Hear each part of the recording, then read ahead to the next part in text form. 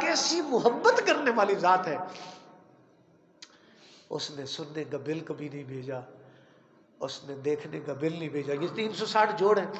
اللہ کے نبی صلی اللہ علیہ وسلم نے فرمایا، اے میرے صحابہ، جب آپ رات کو سوتے ہو صبح اٹھتے ہو تو یہ 360 65 جو جوڑ ہیں جسم کے، اس کے اوپر صدقہ واجب ہو جاتا ہے، دوبارہ سے اللہ تازہ کر دیتے ہیں۔ آپ رات کو سوئے، آپ رات کو سو رہے، تھکاوٹ ہوتی ہے، صبح اٹھتے ہیں بالکل ذہن تازہ، آنکھیں فریش تازہ، دل دماغ ساری چیزوں کو سکون ملا بالکل۔ تو وہ کون ہے جو تکلیف کو ہٹا کے سکون دیتا ہے؟ کون ہے جی؟ اللہ۔ ہم نے اس سے کبھی سوال نہیں کیا اللہ مجھے ذرا تندرست کر، میں ذرا دفتر جاؤں، میں ذرا کھیتی باڑی کر لوں، میں فلاں فلاں کام کرنے ہیں، یا اللہ مجھے اجازت دے۔ ہم نے پوچھا ہی نہیں اس مالک سے، لیکن اس کو پتا ہے وہ سانس چلا رہا، وہ کسی کے کہنے پہ سانس بند نہیں کرتا، وہ کسی کے کہنے پہ رزق بند نہیں کرتا، وہ ظلم اور جرم کرنے کے اوپر زندگی میں پکڑتا نہیں ہے، وہ معاف کرتا رہتا، معاف کرتا ہے، معاف کرتا ہے، معاف کرتا ہے، پھر گناہ ہو گیا پھر معاف۔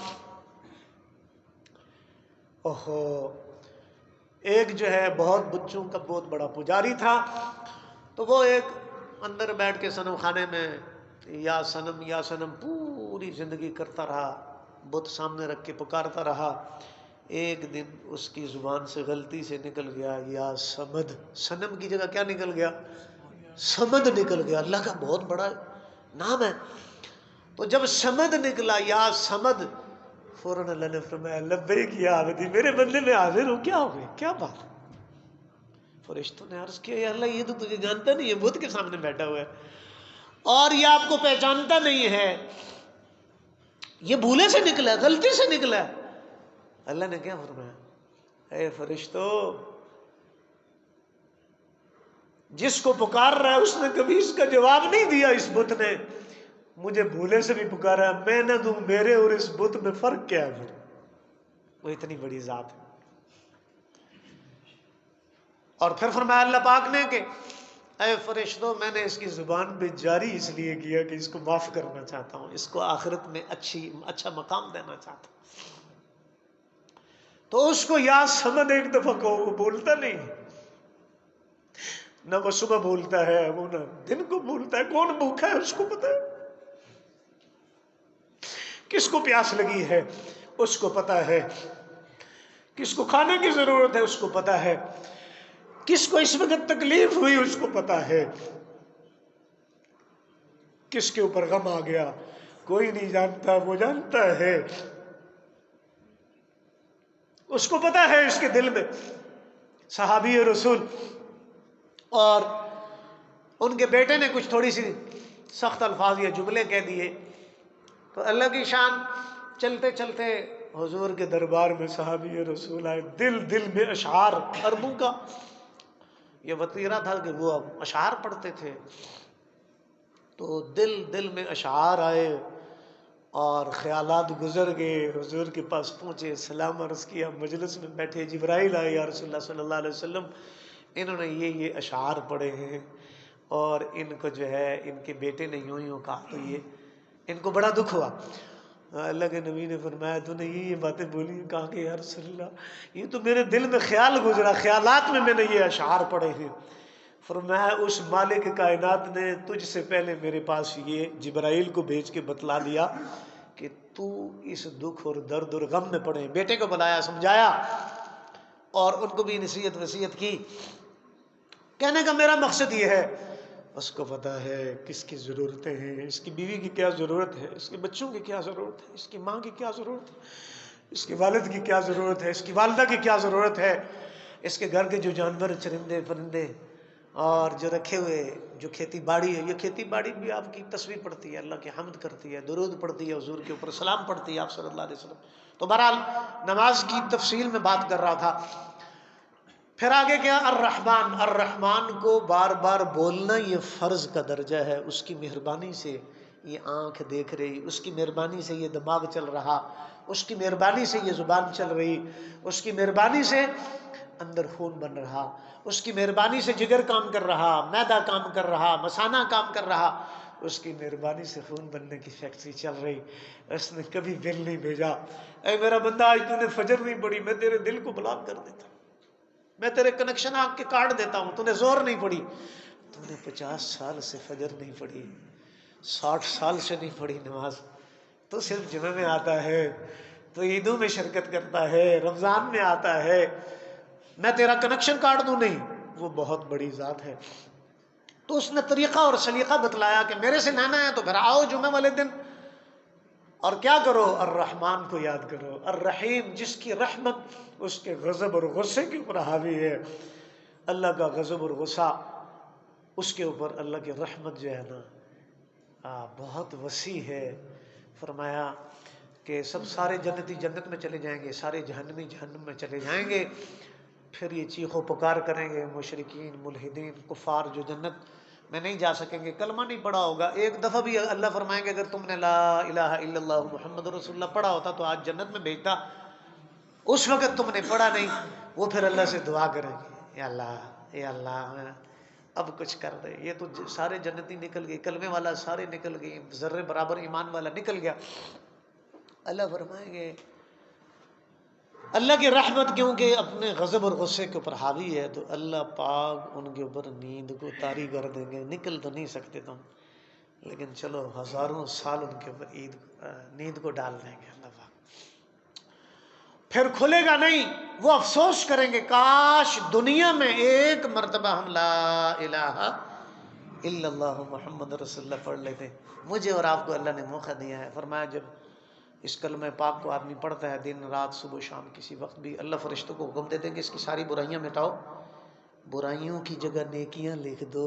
ایک مرتبہ اس کلمے کو پڑھنے کے یہ فضائل. اب بتاؤ، بار بار ہم پڑھ سکتے ہیں. فرمایا اللہ قیامت والے دن کہیں گے بندہ آئے گا، اے بندہ آج تیرے ساتھ ظلم نہیں ہوگا. وہ کہے گا اللہ میرے پاس تو نیکی ہے کوئی نہیں.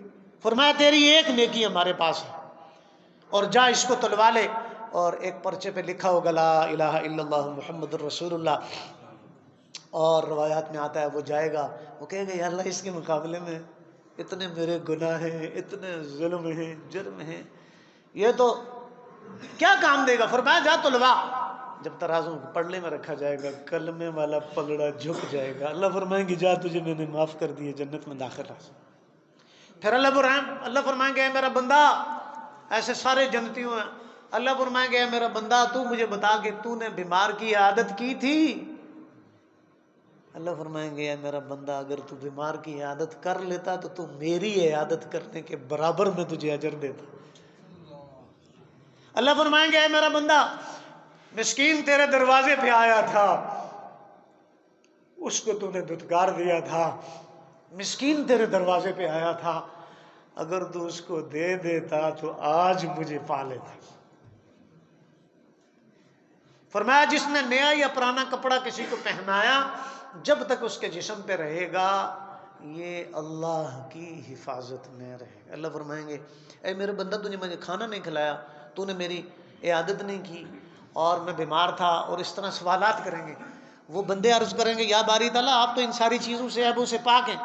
فرمایا میرے بندے کے عیادت کر لیتا تو مجھے پا لیتا وہاں پہ. فرمایا جو کسی مسلمان بھائی کو دیکھنے کے لیے جاتا ہے اور صبح سے لے کے شام تک 70,000 فرشتے اس کے لیے مغفرت اور رحمت کی دعا کرتے. اب بتاؤ، تو مقصود میرے محترم اور مکرم معزز ساتھیوں، دوستوں، بزرگوں، بھائیوں یہ ہے کہ آئیں آج ہم اس اللہ سے رشتہ جوڑتے. سارے رشتے ہم گنتے ہیں، بہن کا، بھائی کا، پڑوسیوں کا، رشتہ داروں کا، ماں باپ کا، بیوی بچوں کے ساتھ متعلق، لیکن کیا ہم نے رشتہ اس سے تعلق جوڑا ہوا ہے جو ہی خبر میں جائیں 77 دروازے جنت کے ممالک کھول دے اور زمین خوش ہو کہ آج وہ بندہ آیا ہے جس نے اللہ کو راضی کیا. کیا کوئی نیکی ہے میرے پاس کہ کسی بیوہ کی مدد کی ہو، اس کے آنسو میں میری جولی میں آئے ہوں، میری قیامت تک نسلوں کے بیڑے پار ہوں، کسی یتیم بچے کے سر پہ ہاتھ رکھا ہو، کسی قسم پرس کی دادرسی کی ہو، کسی بوڑھے سے محبت کی ہو، کسی بوڑھے کا ماتھا چوما ہو، کسی کا ہاتھ چوما ہو، کسی کی خدمت کی ہو، یہ نیکیاں مرتے ساتھ ہی کرنسی وہاں کی ایمان ہے، عمل ہے، نماز ہے۔ تو بہرحال وقت آپ کا ہو گیا پورا، مکمل کرتا ہوں۔ الحمدللہ رب العالمین۔ پھر یہ حمد باری تعالیٰ ہے، اللہ کی حمد یہ نماز میں ضروری ہے۔ اگر آپ اللہ کی حمد نہیں کریں گے، سورہ فاتحہ نہیں پڑھیں گے تو آپ کی نماز مکمل نہیں ہوگی۔ تو اللہ کی حمد کرنا یہ انسان کی بنیاد ہے، اور پورے قرآن کا خلاصہ ہے، پورے دین کا خلاصہ کیا ہے کہ اللہ کی پاکی بیان کرو، اللہ کی تعریف کرو، اللہ کی مہربانیوں کو بولو۔ درختوں کو دیکھو، یا اللہ کیسا پیدا کیا ہے، یا اللہ یہ زمین تو نے کیسے بنائی ہے، آسمان تو نے کیسے، یہ ہواؤں میں کیسے اڑ رہا جہاز، تیری قدرت ہے، تو اپنے امر کن سے چلا رہا۔ سلیمان علیہ السلام کا تخت 6 لاکھ لوگ بیٹھ جاتے تھے، بغیر ڈیزل کے، بغیر انجن کے، بغیر پائلٹ کے تو چلاتا تھا۔ آج یہ چلا رہا، قیامت تک تو نظاموں کو چلا رہا۔ تو یا اللہ کتنا تیرا فضل ہے، تیرا کتنا کرم ہے، تو کتنی کریم۔ اور یا اللہ جس طرح تو نے ہمارا پردہ دنیا میں رکھا، اللہ قبر میں بھی ہم نے اکیلا جانا ہے، بیوی ساتھ نہیں جائے گی، یہ بچے ساتھ نہیں جائیں گے، یہ ماں باپ ساتھ نہیں جائیں گے، بہن بھائی پڑوسی رشتہ دار محلہ علاقہ شہر ملک عہدہ منصب ڈگری، یہ جائیداد، یہ زمین، یہ مکان، یہ بنگلہ دکان، یا اللہ میرے ساتھ نیکی جانی تھی وہ میں نے اکٹھی کی نہیں ہے، اور یا اللہ میرے ساتھ دوسروں کا ادب احترام یہ ساتھ جانا تھا میں نے کیا نہیں۔ تو آج ہم مل کر توبہ کرتے ہیں، استغفار کرتے ہیں۔ یا اللہ 5واں 6واں کلمہ توبہ استغفار کا، یا اللہ جو کمیاں جان بوجھ کر بھول کر اور دن میں رات میں صبح و شام ساری زندگی کی ہم تجھ سے توبہ کرتے ہیں، استغفار کرتے ہیں۔ ایک صحابہ آئے یا رسول اللہ صلی اللہ علیہ وسلم، ہائے میرے گناہ، ہائے میں 3 مرتبہ فرمایا۔ اللہ کے حبیب صلی اللہ علیہ وسلم نے فرمایا پڑھو، ہم بھی پڑھ لیتے ہیں 3 دفعہ، اللہم مغفرتک اوسع من ذنوبی ورحمتک ارجع عندی من عملی، پڑھ لیا۔ پھر فرمایا پھر پڑھو، اللہم مغفرتک اوسع من ذنوبی ورحمتک ارجع عندی من عملی، پھر پڑھ لیا۔